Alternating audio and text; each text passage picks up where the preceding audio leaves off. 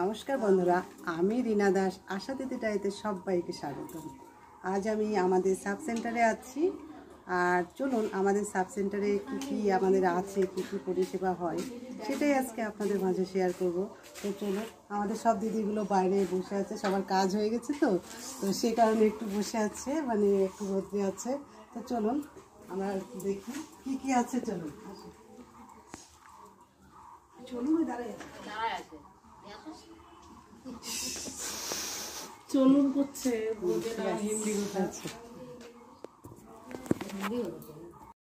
চলুন সবার প্রথমে আমরা হাত ধোয়ার সঠিক যে পদ্ধতি সেইখানে নিয়ে যাই।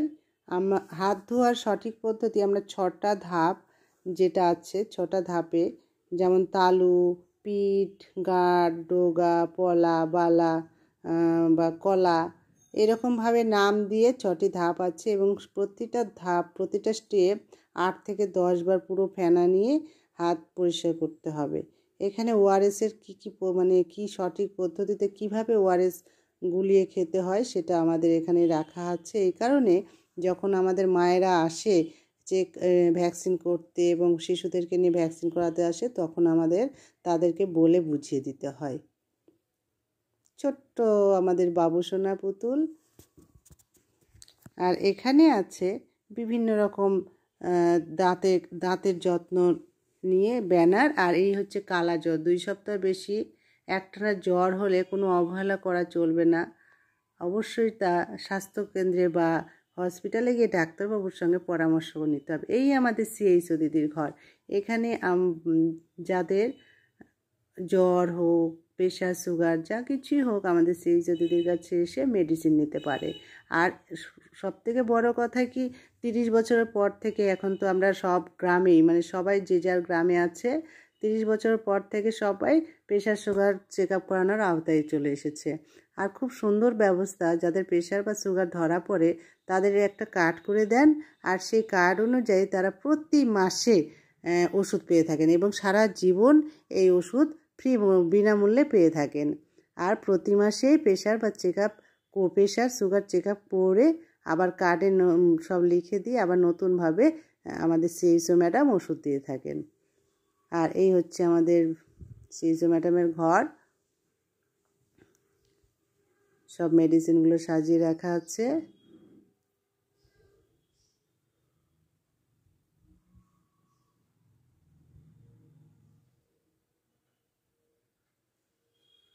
সবাই কাজে ব্যস্ত, কিন্তু যখন একটু আমি ফাঁকা পেয়েছি, আমি তার মাঝে একটু করে ভিডিও তুলেছি। আসলে ভিডিও তোলার আমার এটা একটু ভালো লাগে। আর কেউ কিছু ভাববেন না, আমি সত্যিই বলছি, এটা ভিডিওটা আমার করতে খুব ইচ্ছা হয়, অনেক দিন থেকে ইচ্ছা হতো, মানে সবাই কাজে এতটাই ব্যস্ত, সেই কারণে আমার হয়ে ওঠে না।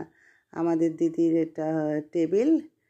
আর আজ আমার সত্যিই ভালো লাগছে, ভিডিওটা করছি, সবাইকে দেখাবো।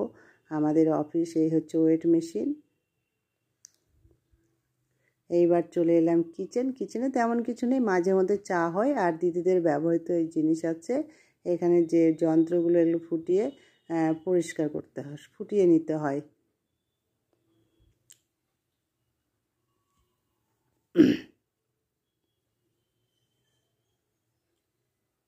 আর এই আমাদের অভিযোগ বক্স। আর যা যা আছে বাড়িতে, ডায়রিয়া হলে কি ভাবে সেটা নিয়ন্ত্রণ আনবে। আর এখানে আছে ওআরএস কতটা পরিমাণ খাবে, ওআরএস গুলিয়ে কতটা কি খাবে তা নিয়ে আছে।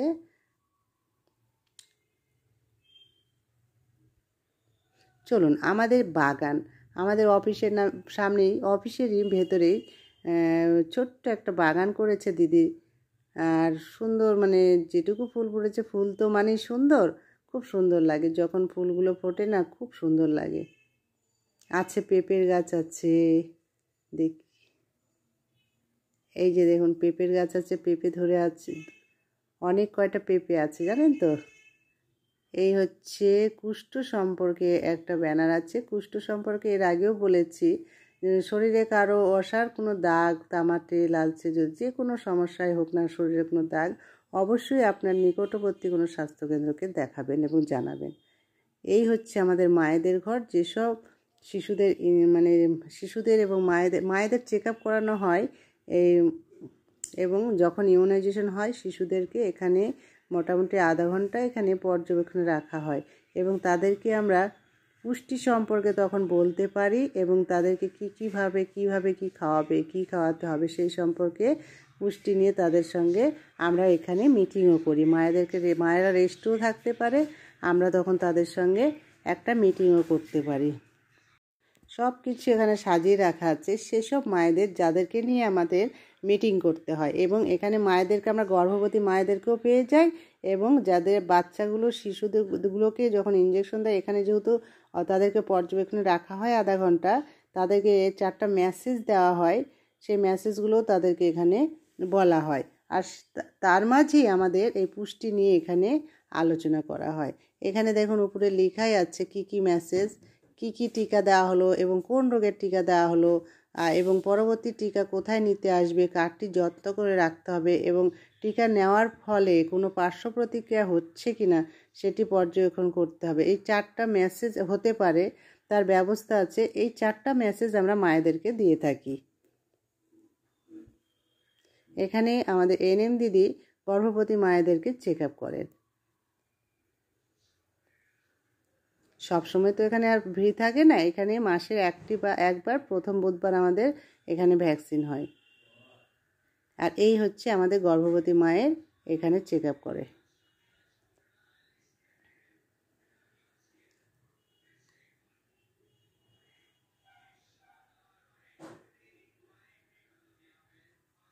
আজকে আমি যখনই একটু ফাঁকা পেয়েছি ভিডিওটা তুলেছি। আসলে আমাদের সাব সেন্টারে কী পরিষেবা থাকে সেটা হয়তো অনেকের জানতে চায়। আর এখানে হচ্ছে স্তনপান, যেসব মায়েরা আড়ালে বসে স্তনপান করাবে এখানে তাদের জন্য ব্যবস্থা আছে।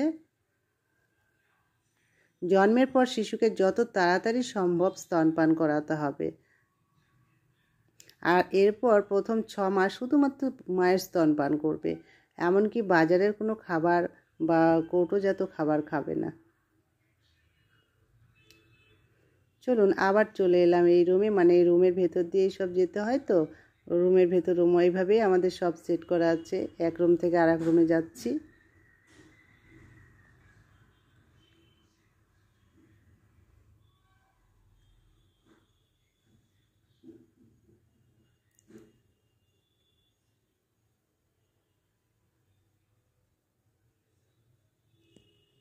হ্যাঁ, এইখানে আছে সব কিছু আমাদের বর্জ্য ফেলার, আমরা যখন নিডিল এবং সিরিঞ্জ কোনটায় কি ফেলার সেগুলো রং অনুযায়ী এখানে ফেলে থাকেন আমাদের টিটি।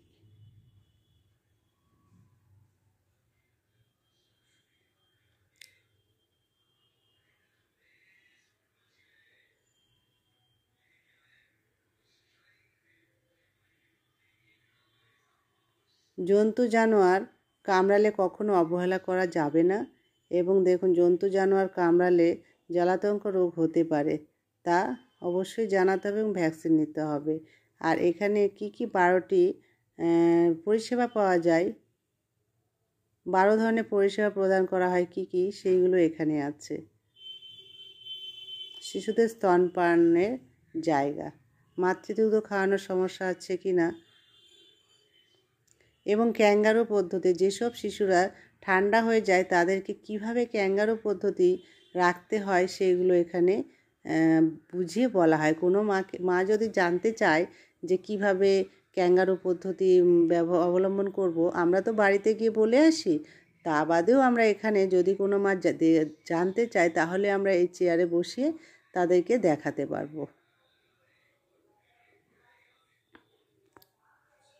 ক্যাঙ্গারু পদ্ধতি, শিশু যখন ঠান্ডা হয়ে যায় তখন মায়ের বুকে দিয়ে শুধু টুপি আর মুজো পরা থাকবে এবং চাদর দিয়ে ঢেকে রাখতে হবে মাকে এবং শিশুকে, তাহলে আস্তে আস্তে মায়ের যে বুকের যে গরমটা পেয়ে আস্তে আস্তে শিশু যাতে গরম হয় তার জন্যই ক্যাঙ্গারু পদ্ধতি।